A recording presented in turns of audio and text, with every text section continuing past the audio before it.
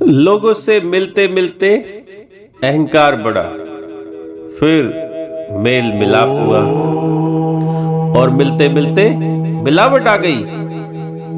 दूसरों के संस्कारों की, दूसरों की आदतों की, विचारों की, दूसरों के रंग रूप की। जिस प्रकार आप पर संस्कार चढ़े, उसी तरह गंगा में भी दूसरों के मैल की मिलावट चढ़ने लगी और कुछ दूर जाने पर यह मैली मटमैली अलग सी नजर आने लगी। देखकर हम कहते हैं, क्या ये गंगा है? ये कैसी हो गई?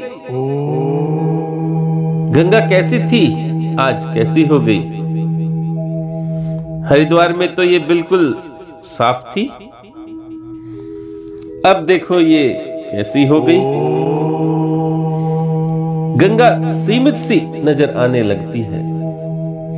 देखो, सोचो जरा। अज्ञानतावश गंगा को देखो तो गंगा एक सीमित नदी दिखती है, और यदि ज्ञान हो जाए तो गंगा भी एक गंगा सागर है।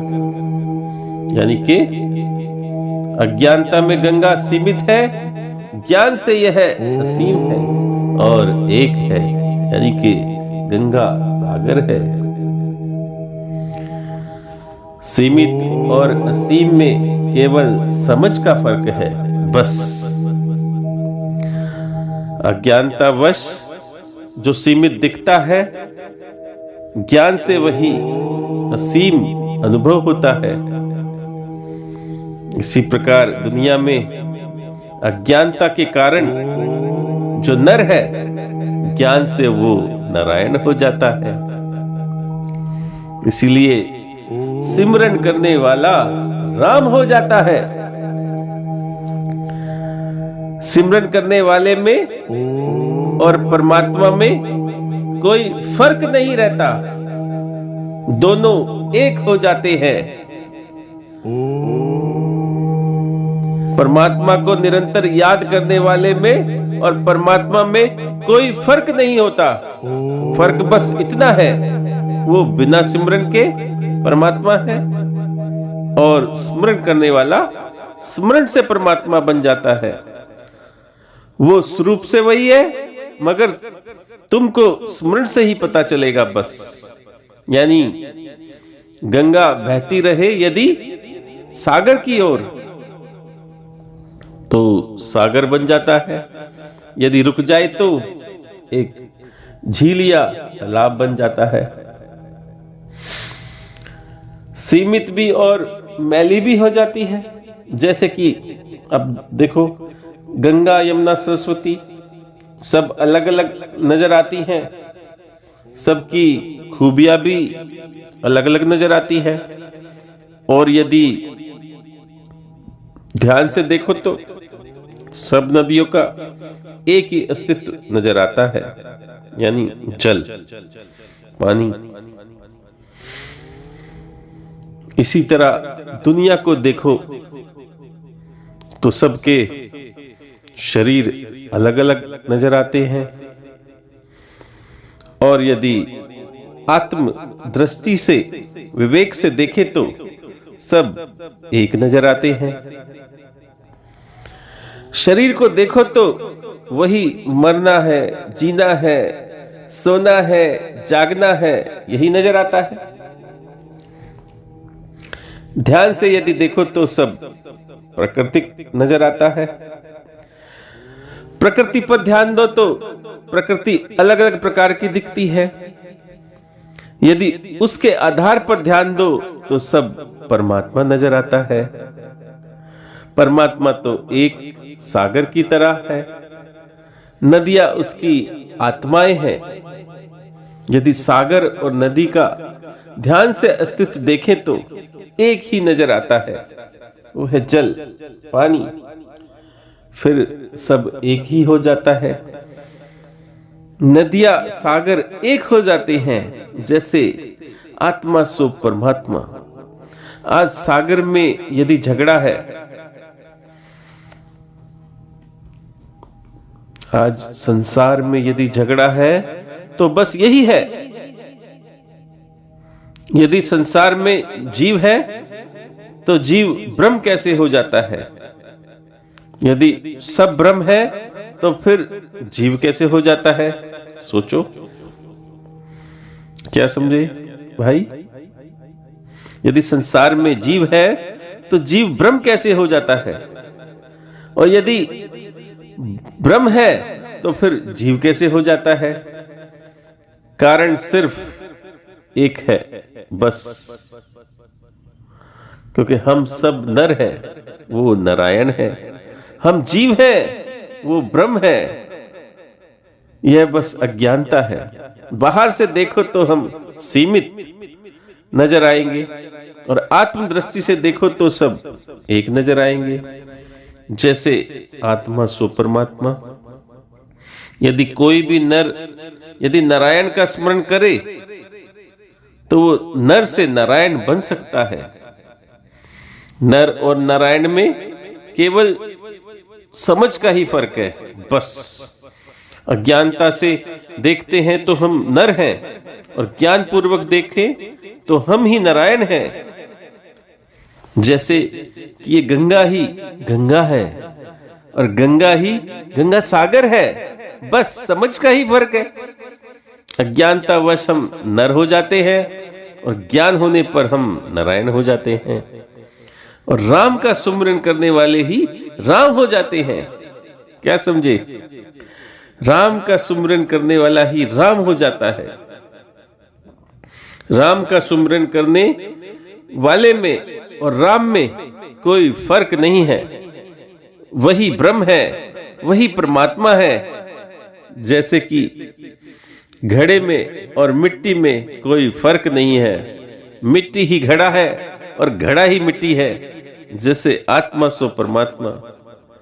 मिट्टी और घड़े में कोई मौलिक भेद नहीं है। दो दिखते हैं मगर दो नहीं है।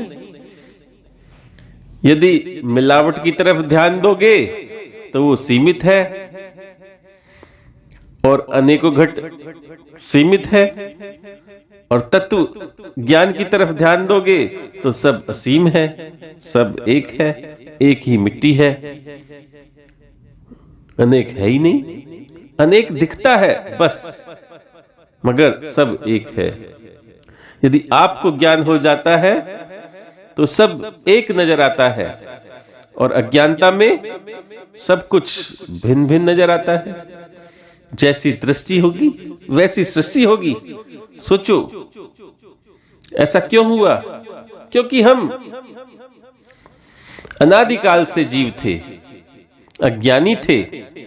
अनादिकाल से हमने परमात्मा को नहीं खोजा, आत्मा को याद नहीं किया, परमात्मा को याद नहीं किया। क्योंकि हमारी आत्मा पे कई जन्मों से, लाखों जन्मों से लेप चढ़ी थी, मैल चढ़ी थी। हमने परमात्मा का अनादिकाल से स्मरण नहीं किया क्योंकि कोई जगाने वाला ही नहीं था। ना कोई आया, ना कोई बताने वाला आया, ना कोई गुरु मिला। जब परमात्मा गुरु बनकर मिलते हैं तभी हम जीव से शिव बन पाते हैं, यानी कि नदी से सागर बन पाते हैं। यदि इस नदी को रोक दिया जाए जो सामने बह रही है तो बहने से क्या होगा? सोचो, यदि इस नदी को बहते बहते रोक दिया तो क्या होगा? सोचो, ये मैली हो जाएगी और उसमें से स्मेल भी आने लगेगी। और यदि ये सागर की ओर बहती रहे निरंतर तो फिर साफ नजर आएगी। हम में भी प्रतिपल परमात्मा की ओर ध्यान करना चाहिए। इस भव सागर से पार होकर परमात्मा से मिलन करते रहना चाहिए। यानी कि हमें रोजाना सत्संग करना चाहिए। यानी सत्य एक परमात्मा है, उस सत्य को धारण करना चाहिए, उसे याद करना चाहिए।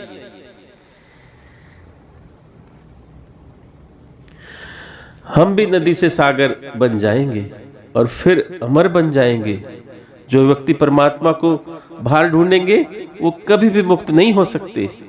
और यदि राम को अपने अंदर देखेंगे तो तुरंत मुक्त हो जाएंगे।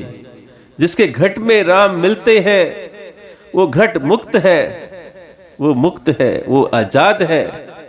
परमात्मा बस घट में स्मरण आना चाहिए, बाहर नहीं। अपने अंदर तो उस नर में और नारायण में कोई फर्क नहीं है, कोई अंतर नहीं है, वही शिव है। नर में और नारायण में कोई फर्क नहीं है, कोई अंतर नहीं है, वही शिव है, वही परमात्मा है, वही आत्मा है, वही परमात्मा है। आत्मा सो परमात्मा। परमात्मा कोई ऑब्जेक्ट नहीं है, सबका वो सब्जेक्ट है। मुझ में ऐसे विराजे हैं, परमात्मा मुझ में ऐसे विराजे हैं। जब मैंने उनका सिमरन किया तो मैं ना रहा, मैं वही हो गया। यदि यह गंगा खुद को देख ले तो खुद को सागर समझ लेगी, गंगा सागर ही बन जाएगी। फिर सागर में और गंगा में कोई फर्क ही नहीं होगा, क्योंकि उसका अस्तित्व भी जल है और उसका अस्तित्व भी जल है, दोनों एक हो गए। यदि जरा सा भी अलग है तो तुम होंगे, वो हो गए। दुनिया में आज हजारों पंथ हैं, सब भगवान को अलग अलग रूपों में ध्यान करते हैं, अलग अलग रूपों में मानते हैं। सच्चा ज्ञानी वो है जो भगवान को अपनी आत्मा में ध्यान करता है और फिर याद करते करते वही हो जाता है, यानी कि ब्रह्म बन जाता है। नर से नारायण हो जाता है, वही जीव से शिव हो जाता है और मुक्त हो जाता है, वो आजाद हो जाता है। फिर वो सीमित नहीं, असीम हो जाता है, वो एकत्व हो जाता है। उसे सारा संसार एकमय नजर आता है। उसका दुनिया में भेदभाव खत्म हो जाता है, फिर उससे दुनिया एक नजर आने लगती है, वो अमर हो जाता है।